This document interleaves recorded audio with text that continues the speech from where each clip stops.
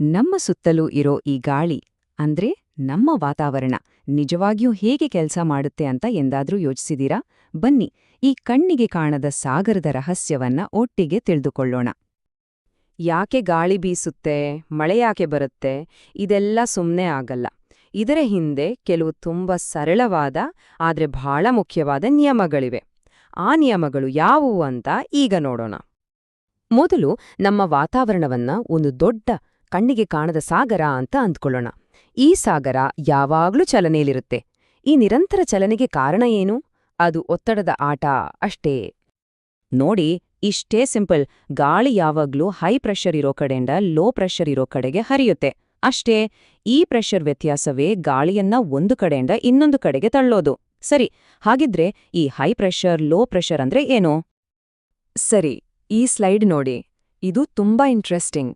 High pressure ಏರಿಯಾಗಳಲ್ಲಿ ತಂಪಾದ ಭಾರವಾದ ಗಾಳಿ ಕೆಳಗೆ ಬರುತ್ತೆ. ಅದಕ್ಕೆ ಆಕಾಶ ಸಾಮಾನ್ಯವಾಗಿ ಕ್ಲಿಯರ್ ಆಗಿರುತ್ತೆ, ಬಿಸಿಲು ಚೆನ್ನಾಗಿರುತ್ತೆ ಅಲ್ವಾ?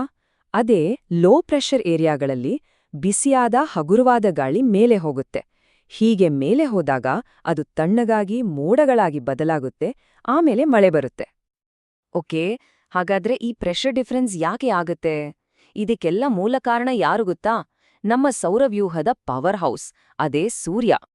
ಇನ್ಸುಲೇಷನ್ ಅಂದ್ರೆ ಸೂರ್ಯನಿಂದ ನಮ್ಮ ಭೂಮಿಗೆ ಸಿಗುವ ಶಕ್ತಿ. ಇದೇ ನಮ್ಮ ಪ್ಲಾನೆಟ್ನ ವೆದರ್ ಇಂಜಿನ್ಗೆ ಫ್ಯೂಯಲ್ ಇದ್ದ ಹಾಗೆ. ಆದ್ರೆ ಒಂದು ವಿಷಯ ನೆನಪಿಡಿ, ಈ ಶಕ್ತಿ ಭೂಮಿಯ ಎಲ್ಲಾ ಕಡೆ ಒಂದೇ ರೀತಿ ಬೀಳಲ್ಲ. ಭೂಮಿ ಗುಂಡಗಿರೋದ್ರಿಂದ ಈಕ್ವೇಟರ್ ಹತ್ರ ಸಖತ್ ಬಿಸಿ, ಧ್ರುವಗಳ ಕಡೆ ತಣ್ಣಗಿರುತ್ತೆ. ಇದೇ ಅಸಮವಾದ ಹೀಟಿಂಗ್, ಪ್ರೆಷರ್ ವ್ಯತ್ಯಾಸಕ್ಕೆ ಕಾರಣ. ನೋಡಿ, ಈ 3 ಸಿಂಪಲ್ ಸ್ಟೆಪ್ಸ್ನಲ್ಲೇ ಗಾಳಿ ಹೇಗೆ ಉರುವಾಗುತ್ತೆ ಅಂತ ಅರ್ಥ ಮಾಡ್ಕೋಬಹುದು. ಮೊದಲು ಸೂರ್ಯ ಭೂಮಿಯನ್ನ ಬಿಸಿ ಮಾಡ್ತಾನೆ. ಆಗ ಬಿಸಿಯಾದ ಗಾಳಿ ಹಗುರಾಗಿ ಮೇಲೆ ಹೋಗುತ್ತೆ. ಆಮೇಲೆ ಆ ಖಾಲಿ ಜಾಗವನ್ನ ತುಂಬೋಕೆ ಅಕ್ಕಪಕ್ಕದ ತಂಪಾದ ಭಾರವಾದ ಗಾಳಿ ನುಗ್ಗುತ್ತೆ. ಈ ಚಲನೆಯೇ ನಮಗೆ ಅನುಭವಕ್ಕೆ ಬರೋದು ಗಾಳಿ ಅಂತ. ಈ ಸೈಕಲ್ ಹೀಗೆ ನಡಿತಾನೇ ಇರುತ್ತೆ. ಹಾಗೆಯೇ ಸೂರ್ಯನ ಶಕ್ತಿಯಿಂದ ನಡೆಯೋ ಇನ್ನೊಂದು ಇಂಪಾರ್ಟೆಂಟ್ ಪ್ರಾಸೆಸ್ ಅಂದ್ರೆ ಗ್ರೀನ್ ಹೌಸ್ ಎಫೆಕ್ಟ್. ಇದೇನಪ್ಪಾ ಅಂದ್ರೆ, ನಮ್ಮ ವಾತಾವರಣ ಒಂದು ಬ್ಲ್ಯಾಂಕೆಟ್ ತರ ಕೆಲ್ಸ ಮಾಡಿ ಸೂರ್ಯನ ಶಾಖವನ್ನ ಹಿಡಿದಿಟ್ಕೊಡುತ್ತೆ. ಈ ಕಾರಣದಿಂದಲೇ ನಮ್ಮ ಭೂಮಿ ವಾಸ ಮಾಡೋಕೆ ಯೋಗ್ಯವಾಗಿರೋದು.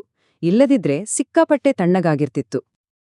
ಸರಿ, ಈ ಎಲ್ಲ ವೆದರ್ ಡ್ರಾಮಾ ನಡೆಯೋ ಸ್ಟೇಜ್ ಯಾವುದು? ಅದೇ ನಮ್ಮ ವಾತಾವರಣ. ಆದ್ರೆ ಇದು ಒಂದೇ ಲೇಯರ್ ಅಲ್ಲ, ಬದಲಿಗೆ ಒಂದ್ರ ಮೇಲೊಂದಿರೋ ಹಲವು ಪದರಗಳಿಂದ ಕೂಡಿದೆ. ನಮ್ಮ ವಾತಾವರಣದಲ್ಲಿ ಮುಖ್ಯವಾಗಿ 5 ಲೇಯರ್ಗಳಿವೆ: ಟ್ರೋಪೋಸ್ಪಿಯರ್, ಸ್ಟ್ರಾಟೋಸ್ಪಿಯರ್, ಮೆಸೋಸ್ಪಿಯರ್, ಥರ್ಮೋಸ್ಪಿಯರ್ ಮತ್ತು ಎಕ್ಸೋಸ್ಪಿಯರ್. ಪ್ರತಿಯೊಂದು ಲೇಯರ್ಗೂ ಅದರದ್ದೇ ಆದ ಸ್ಪೆಷಾಲಿಟಿ ಇದೆ. ನಮ್ಮನ್ನ ಕಾಪಾಡೋದ್ರಲ್ಲಿ ಇವುಗಳ ಪಾತ್ರ ಬಹಳ ದೊಡ್ಡದು. ನಾವು ಉಸಿರಾಡೋ ಗಾಳಿಯಲ್ಲಿ ಅತಿ ಹೆಚ್ಚಾಗಿ ಇರೋದು ನೈಟ್ರೋಜನ್, ಸುಮಾರು 78%.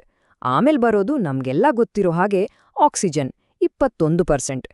ಕಾರ್ಬನ್ ಡೈಆಕ್ಸೈಡ್ನಂತಹ ಗ್ಯಾಸ್ಗಳು ತುಂಬಾ ಕಡಿಮೆ ಪ್ರಮಾಣದಲ್ಲಿ ಇದ್ರೂ ಕೂಡ ನಮ್ಮ ಕ್ಲೈಮೇಟ್ ಮೇಲೆ ಅವುಗಳ ಪ್ರಭಾವ ಮಾತ್ರ ದೊಡ್ಡದು ಅಲ್ವಾ?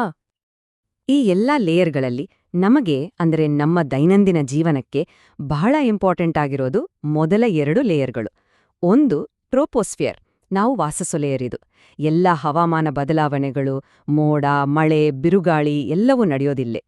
ಇದರ ಮೇಲೆ ಇರೋದು ಸ್ಟ್ರಾಟೋಸ್ಫಿಯರ್. ಇಲ್ಲಿರೋ ಓಝೋನ್ ಲೇಯರ್ ಅನ್ನೋದು ಒಂದು ರೀತಿ ಸನ್ಸ್ಕ್ರೀನ್ ಇದ್ದ ಹಾಗೆ. ಸೂರ್ಯನ ಅಪಾಯಕಾರಿ ಯುವಿ ಕಿರಣಗಳಿಂದ ನಮ್ಮನ್ನ ಕಾಪಾಡುತ್ತೆ. ಇಲ್ಲಿ ಒಂದು ಸರ್ಪ್ರೈಸಿಂಗ್ ಫ್ಯಾಕ್ಟ್ ಇದೆ ನೋಡಿ. ಸ್ಟ್ರಾಟೋಸ್ಫಿಯರ್ನ ಮೇಲೆ ಇರೋ ಮೆಸೋಸ್ಫಿಯರ್ ಇದೆ ಅಲ್ಲ, ಅದು ನಮ್ಮ ವಾತಾವರಣದ ಅತ್ಯಂತ ತಂಪಾದ ಜಾಗ. ಅಲ್ಲಿ ಟೆಂಪರೇಚರ್ -90°C ಹೋಗ್ಬೋದು. ಅಬ್ಬಾ, ಭೂಮಿಯ ಕಡೆಗೆ ಬರೋ ಹೆಚ್ಚಿನ ಉಲ್ಕೆಗಳು ಈ ಲೇಯರ್ನಲ್ಲೇ ಘರ್ಷಣೆಯಿಂದ ಉರ್ದು ಬೂದಿಯಾಗಿ ಹೋಗ್ತವೆ. ಓಕೆ, ಇಲ್ಲಿಯವರೆಗೆ ನಾವು ಬೇಸಿಕ್ಸ್ ತಿಳ್ಕೊಂಡ್ವಿ. ಈಗ ಈ ಎಲ್ಲಾ ಪ್ರಿನ್ಸಿಪಲ್ಸ್ ಒಟ್ಟಿಗೆ ಸೇರಿ ನಮ್ಮ ಇಡೀ ಪ್ಲಾನೆಟ್ ಮೇಲೆ ದೊಡ್ಡ ಮಟ್ಟದ ಗಾಳಿ ವ್ಯವಸ್ಥೆಗಳನ್ನ ಹೇಗೆ ರೂಪಿಸುತ್ತವೆ ಅಂತ ನೋಡೋಣ. ಗಾಳಿ ಹೈ ಪ್ರೆಷರಿಂದ ಲೋ ಪ್ರೆಷರ್ಗೆ ನೇರವಾಗಿ ಹೋಗಲ್ಲ. ಯಾಕೆ ಅಂದ್ರೆ ನಮ್ಮ ಭೂಮಿ ಸುಮ್ನೆ ಕೂತಿಲ್ಲ, ಅದು ತಿರುಗುತ್ತಾ ಇರತ್ತೆ. ಈ ತಿರುಗುವಿಕೆಯಿಂದ ಗಾಳಿ ಬಲಕ್ಕೆ ಅಥವಾ ಎಡಕ್ಕೆ ಬಾಗುತ್ತೆ. ಇದನ್ನೇ ಕೊರಿಯೋಲಿಸ್ ಇಫೆಕ್ಟ್ ಅಂತ ಕರೆಯೋದು. ಹಾಗಾಗಿ ಸೂರ್ಯನ ಅಸಮವಾದ ಹೀಟಿಂಗ್ ಮತ್ತು ಈ ಕೊರಿಯೋಲಿಸ್ ಎಫೆಕ್ಟ್ ಇವೆರಡೂ ಸೇರಿ ನಮ್ಮ ವಾತಾವರಣದಲ್ಲಿ ದೊಡ್ಡ ದೊಡ್ಡ ಸರ್ಕ್ಯುಲೇಷನ್ ಪ್ಯಾಟರ್ನ್ಗಳನ್ನು ಸೃಷ್ಟಿಸ್ತವೆ. ಪ್ರತಿಯೊಂದು ಹೆಮಿಸ್ಫಿಯರ್ನಲ್ಲೂ 3 ದೊಡ್ಡ ಸೆಲ್ ಅಥವಾ ವಲಯಗಳು ಉರುಗುತ್ತವೆ. ಇವೇ ನಮ್ಮ ಗ್ಲೋಬಲ್ ವಿಂಡ್ ಸಿಸ್ಟಮ್ಗೆ ಆಧಾರ. ಈ ದೊಡ್ಡ ಸರ್ಕ್ಯುಲೇಷನ್ ಸೆಲ್ಗಳಿಂದಾಗಿ 3 ಮುಖ್ಯವಾದ ವಿಂಡ್ ಸಿಸ್ಟಮ್ಗಳು ತಯಾರಾಗಿವೆ. ವಾಣಿಜ್ಯ ಮಾರುತಗಳು ಅಥವಾ ಟ್ರೇಡ್ ವಿಂಡ್ಸ್, ಪಶ್ಚಿಮ ಮಾರುತಗಳು ಅಂದ್ರೆ ವೆಸ್ಟರ್ಲೀಸ್ ಮತ್ತು ಧ್ರುವೀಯ ಪೂರ್ವ ಮಾರುತಗಳು ಅಂದ್ರೆ ಪೋಲಾರ್ ಈಸ್ಟರ್ಲೀಸ್. ಇವು ಜಗತ್ತಿನಾದ್ಯಂತ ಹೆಚ್ಚು ಕಡಿಮೆ ಸ್ಥಿರವಾಗಿ ಬೀಸುವ ಗಾಳಿಗಳು. ಸರಿ, ಇಲ್ಲಿವರೆಗೂ ನಾವು ವಾತಾವರಣದ ವಿಜ್ಞಾನವನ್ನ ಬಿಡಿಬಿಡಿಯಾಗಿ ನೋಡಿದ್ವಿ. ಈಗ ಇದೆಲ್ಲವೂ ಸೇರಿ ಯಾಕಿಷ್ಟೊಂದು ಮುಖ್ಯ, ನಮ್ಮ ಗ್ರಹಕ್ಕೆ ಮತ್ತು ನಮಗೆ ಇದರಿಂದ ಆಗೋ ಪ್ರಯೋಜನವಾದ್ರೂ ಏನು ಅಂತ ಅರ್ಥ ಮಾಡಿಕೊಳ್ಳೋಣ. ನೋಡಿ, ವಾತಾವರಣ ಅಂದ್ರೆ ಸುಮ್ನೆ ಖಾಲಿ ಜಾಗ ಅಥವಾ ಗಾಳಿಯಲ್ಲ. ಅದೊಂದು ಪರ್ಫೆಕ್ಟ್ ಆಗಿ ಟ್ಯೂನ್ ಆಗಿರೋ ಗ್ಲೋಬಲ್ ಎಂಜಿನ್. ಇದು ಸೂರ್ಯನ ಶಾಖವನ್ನ ಈಕ್ವೇಟರ್ನಿಂದ ಧ್ರುವಗಳಿಗೆ ಸಾಗಿಸಿ ಭೂಮಿಯ ಟೆಂಪರೇಚರ್ನ ಬ್ಯಾಲೆನ್ಸ್ ಮಾಡುತ್ತೆ, ಹವಾಮಾನವನ್ನ ನಿಯಂತ್ರಿಸುತ್ತೆ, ಅಪಾಯಕಾರಿ ರೇಡಿಯೇಷನ್ನಿಂದ ನಮ್ಮನ್ನ ಕಾಪಾಡುತ್ತೆ, ಎಲ್ಲಕ್ಕಿಂತ ಮುಖ್ಯವಾಗಿ ನಾವು ಉಸಿರಾಡಲು ಬೇಕಾದ ಆಮ್ಲಜನಕವನ್ನ ಒದಗಿಸುತ್ತೆ. ಮೂಲದಲ್ಲಿ ಹೇಳಿರೋ ಹಾಗೆ ವಾತಾವರಣ ಅನ್ನೋದು ಭೂಮಿಯನ್ನ ಸುತ್ತುವರಿದಿರೋ ಒಂದು ರಕ್ಷಣಾ ಕವಚ, ಒಂದು ಗ್ಯಾಸ್ ಬ್ಲ್ಯಾಂಕೆಟ್. ಇದ್ರಲ್ಲೇ ಜೀವ ಅಡಗಿದೆ. ಇದು ಇಲ್ಲದೆ ಭೂಮಿಯ ಮೇಲೆ ಜೀವವನ್ನ ಊಹಿಸ್ಕೊಳ್ಳೋಕೂ ಸಾಧ್ಯವಿಲ್ಲ.